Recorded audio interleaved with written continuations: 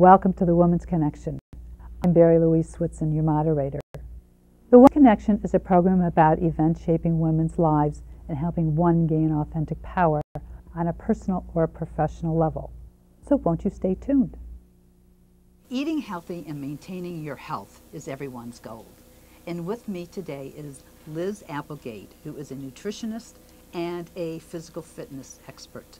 And we are pleased to have you join us. It's really a thrill to be here. I'm happy to talk about my passion, which is staying fit and eating healthfully. Terrific. You wrote a great book called 101 Miracle Foods That Heal Your Heart. Their good properties and their bad properties. What prompted you to write the book?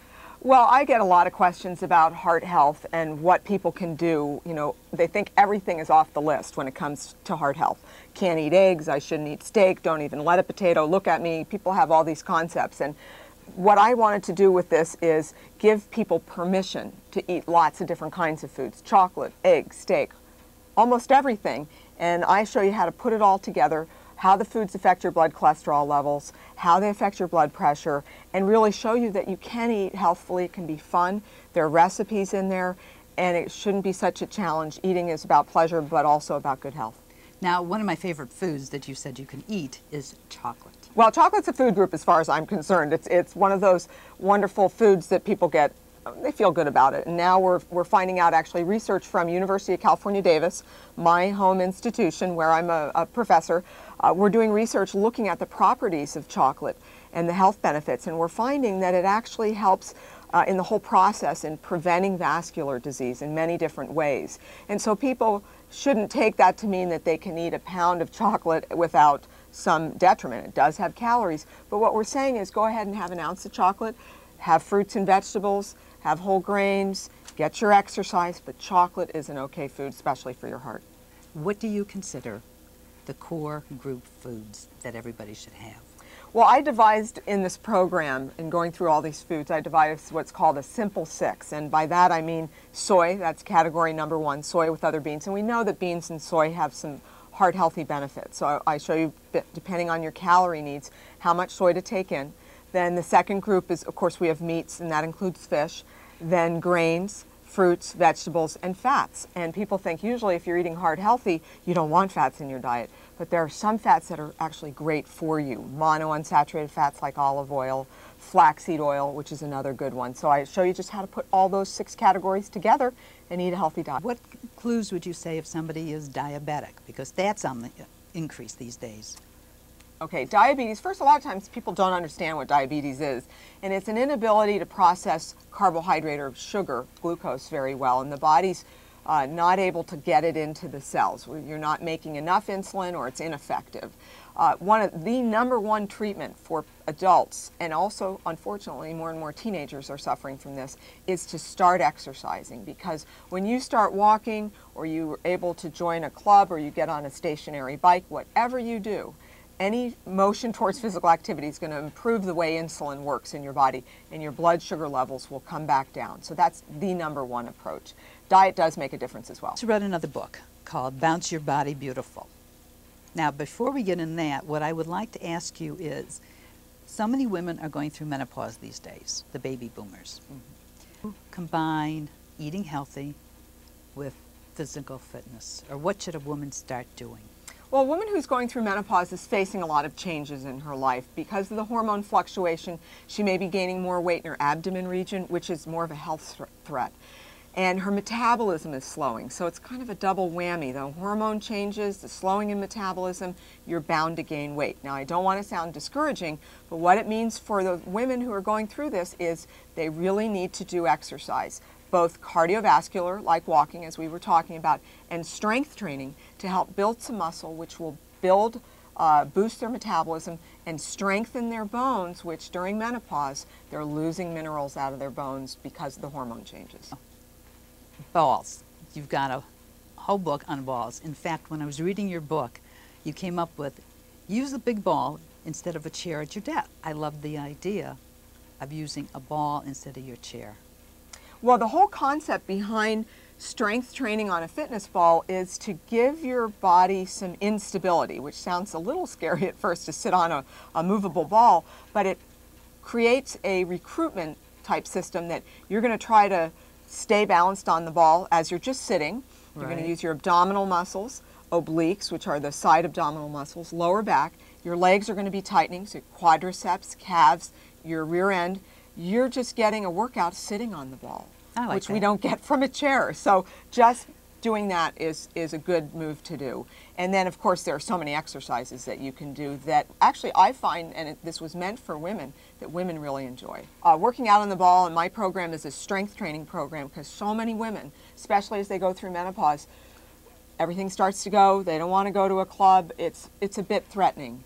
As women go through changes, their sexual desires change. What can they do to enhance without medication? I get a lot. And, you know, there are all these products out there that claim to enhance sexual performance in women or interest. And just realizing that when you do go through menopause, there are changes and there is decreased sexual desire. But let me point out and push again that exercise is the key. Research shows that women who exercise, who strength train, who do walking or some type of program, have better self-esteem, that's one thing, better sense of well-being or just, you know, air about them, that's the second benefit. But the third, which may be moved up to the top of the list, is their sexual desire and frequency is improved and actually matches up with women that are 15 to 20 years younger.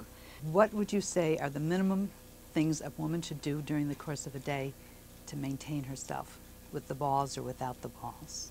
What a woman would want to make a commitment to is, throughout this day, I'm going to take little time snippets and get my exercise in. If you don't have that half hour, that's fine. So if you can walk 10 minutes or 15 minutes at lunch, so you want to do some conditioning type exercise, burn some calories. Strength training, you're sitting on your ball, you do some arm lifts, you spend 5 minutes doing that. You can do some abdominal workout. It's all described in the book. There are different types of lower back and abdominal exercises you can do. Just 1 week of that, you'll notice a difference in how you stand and how you carry yourself. So you're doing 5 minutes of that, 15-minute walk, then later on in the day you take that another 5-minute, 10-minute break, do some more strength training, tricep underneath the arm. So many women don't like this shape and what happens over time. I call them the grandma arms. Yeah, and you can do something about the grandma arms. This is a water-filled ball. You could use a book, you could use a hand weight.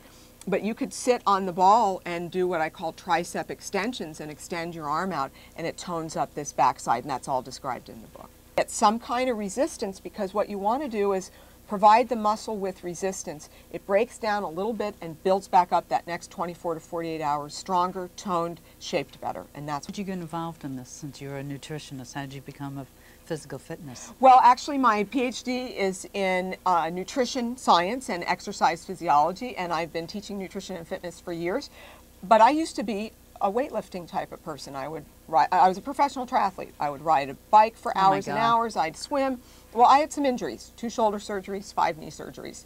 It was time to go to a lot of physical therapy. And these big inflated balls got their start in physical therapy. So I was using the ball and really enjoying it. Why aren't women strength training on these? You can strength train your entire body. So I started developing exercises, worked the 6-week program with some women friends, then a swimming group of women, and then it's like, I'm writing a book about this. I'm very passionate about it. It's what I work out. It's my workout now. I don't touch weights. I work out on the ball, and it's fun. To emphasize that women should take strength training as an important commitment in their life, because so many women, as they get older, they lose height, you know, they get shorter. 1 in 2 women are going to get osteoporosis, so let that not be you. And how are you going to stop that? Strength training, working out with weights or the ball workout is going to build bone density, and you will maintain your height of 5'6", or for me 5'2", and I'd like to stay that for the rest of my life. That's why I'm going to keep strength training going, and women need to realize it is great for them. It's going to keep them energized with wonderful posture. If you have a bad back, is there a particular exercise to do or not to do? Well, actually, these balls are used for people who have bad backs. They start them out, and there are a whole series of them in there. You want to strengthen your lower back and abdomen, so people with back trouble would want to work their abdominal muscles, and you start out with an easy one where your back is supported on the ball, and then as you strengthen, you can move you'll see in the book, your body away from the ball and be able to do more of an abdominal workout. But there are many exercises that you can do on this that actually help your back. How does one know how many calories they can eat a day? Well, that depends on your body size, your age, your gender, if you're male or female, and as far as your activity level, that also influences it. I could give you some numbers. For example, if you wanted to lose weight, multiply your body weight times 11, and that's how many calories you need in a day. But a person who wants to maintain their weight, and you're a woman, you want to multiply your body weight times 13, and that gives you the number of calories. That's a rough estimate, because if you do the stairs more than your friend who weighs the same, and you move around a lot more at work, you're going to burn more calories. People who fidget, who are just always on the go, they burn some extra, couple hundred calories extra every day. So we can come up with estimates, but nothing that's true fact unless you keep a food record and then track how many calories you take in, and that's tedious. Food records. If you're sedentary and you're at the computer all day and you're not on a bouncing ball for your chair, what should people do? Because more and more people are becoming computer illiterate. We're faced with a very sedentary lifestyle. Computers, TV, we drive, we have garage door openers. We don't really burn that many calories, and we have to make an effort to say to ourselves, I'm going to exercise, get a walk, I'm going to do strength training. You really have to do that. The human body needs it. But what you can do is know that, I'm not going to need that many calories, and ask yourself, how much are you serving each time? What's your portion of pasta, of drink that you're having, of dessert? Because most of us are distorted in terms of, we think a bowl of pasta is a serving. It's actually 4 or 5 servings. 4 or 5 servings? We're over consuming. The average bagel here in New York, which I love, is about 3 bread servings. Wow. So you need to know that. One of the things you said is that you should drink 3 to 8 glasses of water a day. And every place else it's always 8 glasses of water a day. How come you're down to 3? I'm one of the few that is, we've been over-prescribing fluid intake. There's no science to back up the 8 glasses of water every day, 8 by 8, so 64 ounces of fluid. You really just need to gauge it by, you can look at your urine color, you can determine how much fluid you need basically by how you're feeling, and some women who aren't really exercising that much only need 3 glasses a day. And you get water, half of our fluid intake comes from the foods that we eat. So you don't have to be overly consumed with consuming a lot of water. Just back off. Coffee and tea count. We used to say, oh, they have caffeine, you have to drink a glass of water for every cup of coffee you drink. Recent studies showed, no, if you're used to taking in caffeine, you'll be fine. What color should our urine be? Well, not that everybody's going to do this experiment at home, but if you get a clear cup and you urinate into the cup and look at it, if it looks like lemonade or paler in color, you're doing fine, you're well hydrated. If it looks more like apple juice, that means you're dehydrated, so you should be drinking more. Really, another gauge is you should have about 5 full bladders of urine a day.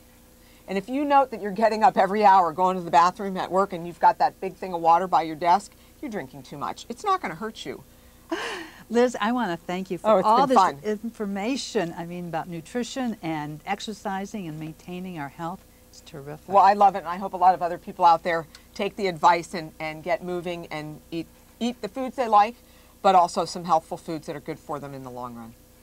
And I hope you're eating healthy and exercising too. Stay tuned. Don't touch that dial. We'll be right back with another episode on the Woman's Connection.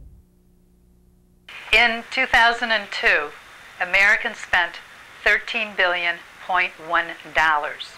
It is known as the food of the gods.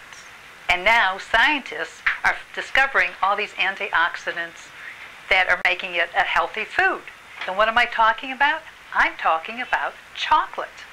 And we're with Wendy Gaynor, and we're going to find out about her business and how she started her Ruby and Violet store. And I'd like to welcome Wendy.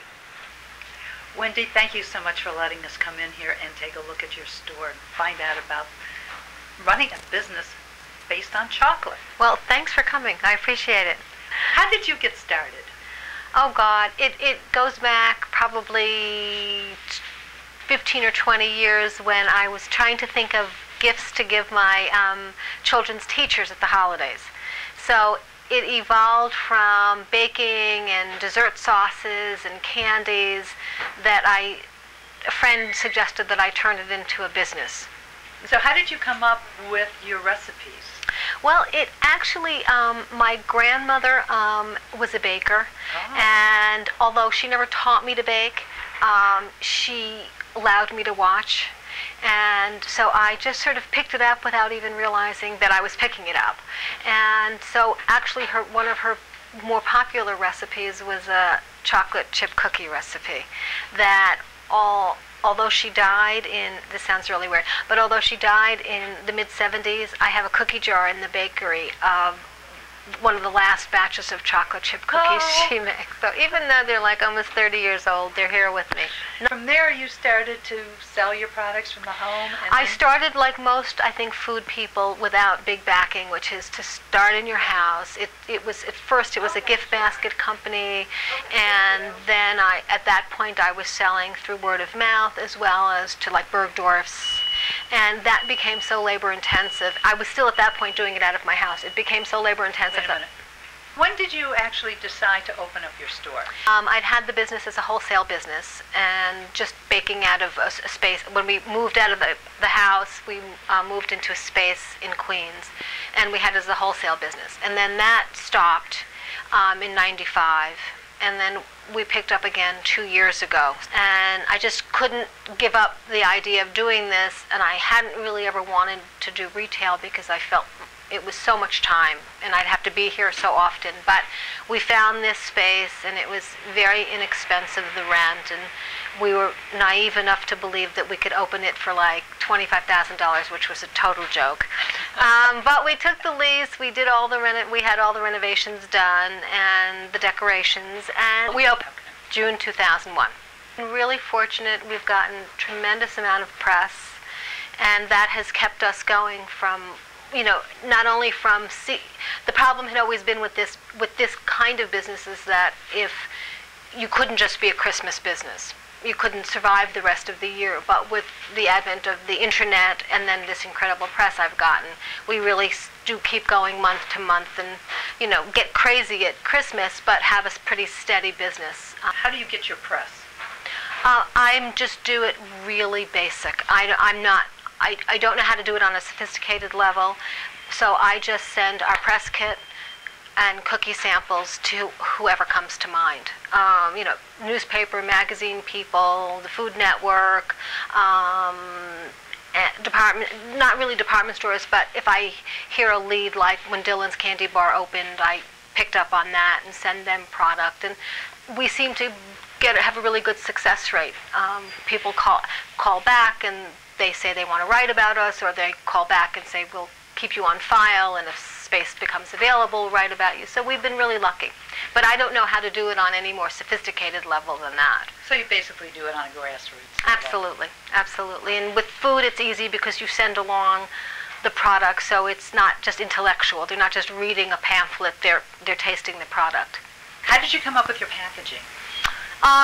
It actually came from the notion of sitting with a friend of mine a number of years ago, Jeffrey Levin, and we were trying to figure out what to name the business. So he asked something very simple, which is, you know, what's been your inspiration? So naturally it was my daughters, Ruby and Violet. So it seemed apropos to name it Ruby and Violet, or Ruby et Violette as it became, because I wanted the customer to feel comfortable buying this food item from somebody they've never heard of, and so it felt right to put the business named after my children as well as their picture on the label. So it's a picture of Ruby and Violet from Christmas when they were 4 and 2. Decide what cookies to make. It's based strictly on what I like. It's not based on anything that anybody asks me or what I think will sell. It's based strictly on what I feel like doing, and if I bake it and I like it, I'll put it out there, and if I bake it and I don't like it, I don't put it out there. What are some of the joys and challenges that you've had to face running your store? Well, I mean, the joys are people saying that, you know, it's the best cookie they've ever had, which still continues to please me and surprise me.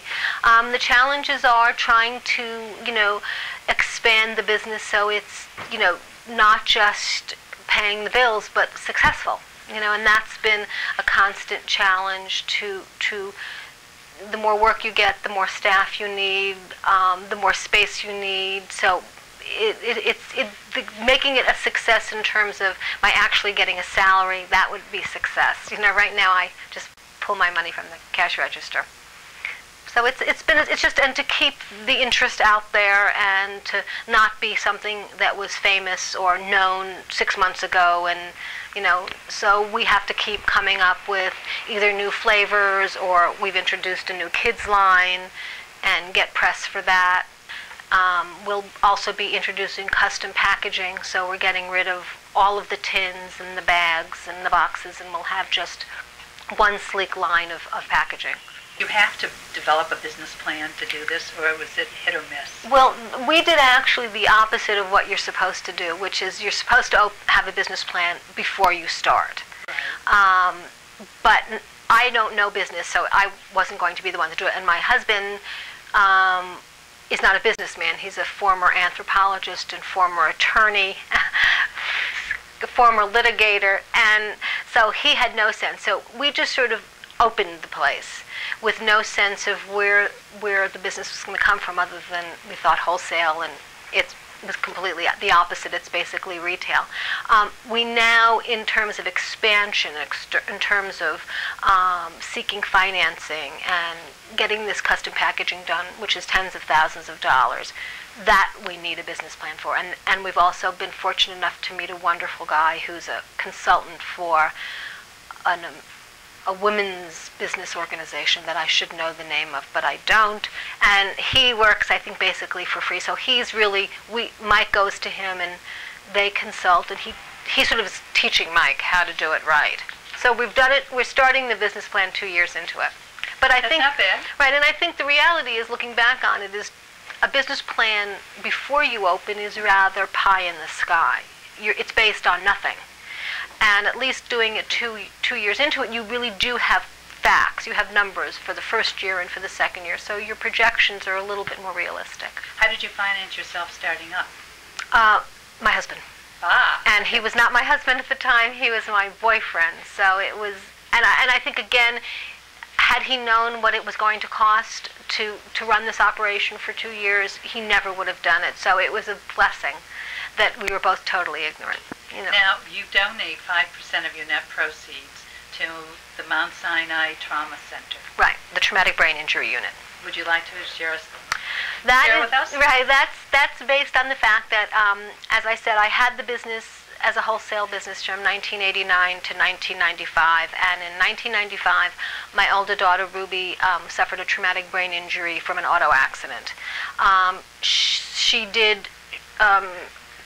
a month of her inpatient hospitalization was done in Westchester, where the accident was, and then she came to New York, and she was in Mount Sinai as an inpatient for like 2 or 3 months, and then as an outpatient for like 5 or 6 years. And that unit just literally, saved her life. You go about making sure that your cookies are consistent. Well, unfortunately, we've researched and tried to find wonderful machinery that we could just throw the batter in and it would automatically weigh it out, but it's never happened, and so we weigh each ball of batter. And very dull. It's extremely boring, but my husband and I really, even though he's not here on a day-to-day basis, he's my guru and my consultant, and we don't have a choice. I mean, it just doesn't seem right to eyeball it. So that's what we do. Now, how do you know how much product you're going to sell during the course of the day? I have no idea, and I'm always wrong. So it's based on what orders we have that day. I try to predict the day of the week. I try to predict the weather. Mm-hmm. I'm usually wrong.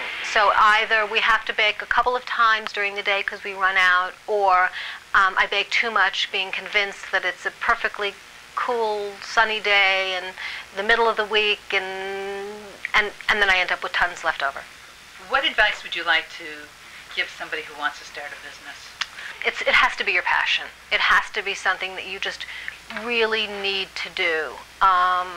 for me, it really was just very unfinished business. I knew that this could be successful. I just, because of my daughter's accident, I needed to stop the business. But I would say that just, you know, figure out a way to do it. If it's, I shouldn't be saying this, but if it's starting in your own home, if it's creating a website and starting in your own home, getting the press you need.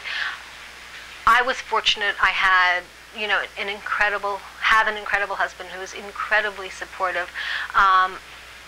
But I think that if you don't, I think there are still ways to find partners. I think what anybody who's starting their own business should be aware of, at least in my case, is that if you are the creative one, you'd better find somebody who is the business concrete thinker, because that relationship is critical. That there's somebody that says, no, you can't buy this beautiful box for $5 and sell the cookies for $5.50. You know, there's got to be someone in your life. And so to anybody starting a business, I'd do it. You know, I'd start small. I would start with a very small investment. I wouldn't jump into something like this. And how do you price your merchandise? Basically, I mean, certain things like the cookie, when somebody comes into the bakery and they want it by themselves, it's basically what the market will bear. I know what it costs for ingredients, and then how we add labor and overhead to the price of that one cookie. With packaging, you know, there's a formula, but it's also to some degree what the market will bear. I mean, so some of my items, the profit margin is larger, and some of them it's a smaller margin, but it's still important for me to sell that bag or that box. But I'm sure there are people who are very successful in business who have very specific formulas. We just sort of figure out what the market will bear and what we're comfortable selling it for, and hopefully you make a profit. Yeah, we do make a profit. I mean, there are some items that we make much more of a profit than others, but I guess I hope that's how it works for everybody else. I don't know. Any other advice you'd like to leave the audience with? Just have a really good time. Have fun.